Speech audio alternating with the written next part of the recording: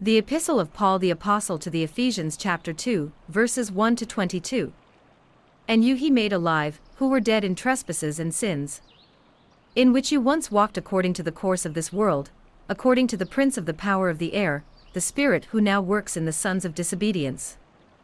Among whom also we all once conducted ourselves in the lusts of our flesh, fulfilling the desires of the flesh and of the mind, and were by nature children of wrath, just as the others. But God, who is rich in mercy, because of his great love with which he loved us, even when we were dead in trespasses, made us alive together with Christ. By grace you have been saved, and raised us up together, and made us sit together in the heavenly places in Christ Jesus, that in the ages to come he might show the exceeding riches of his grace in his kindness toward us in Christ Jesus. For by grace you have been saved through faith, and that not of yourselves, it is the gift of God, not of works, lest anyone should boast.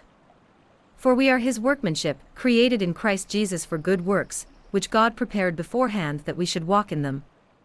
Therefore remember that you, once Gentiles in the flesh, who are called uncircumcision by what is called the circumcision made in the flesh by hands, that at that time you were without Christ, being aliens from the commonwealth of Israel and strangers from the covenants of promise, having no hope, and without God in the world.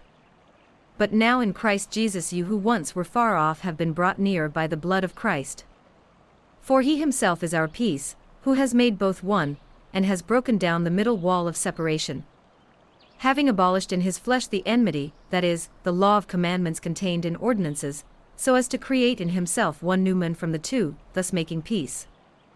And that he might reconcile them both to God in one body through the cross, thereby putting to death the enmity. And he came and preached peace to you who were afar off and to those who were near. For through him we both have access by one Spirit to the Father. Now, therefore, you are no longer strangers and foreigners, but fellow citizens with the saints and members of the household of God, having been built on the foundation of the apostles and prophets, Jesus Christ himself being the chief cornerstone, in whom the whole building, being fitted together, grows into a holy temple in the Lord, in whom you also are being built together for a dwelling place of God in the Spirit. The Epistle of Paul the Apostle to the Ephesians chapter 2, verses 1 to 22.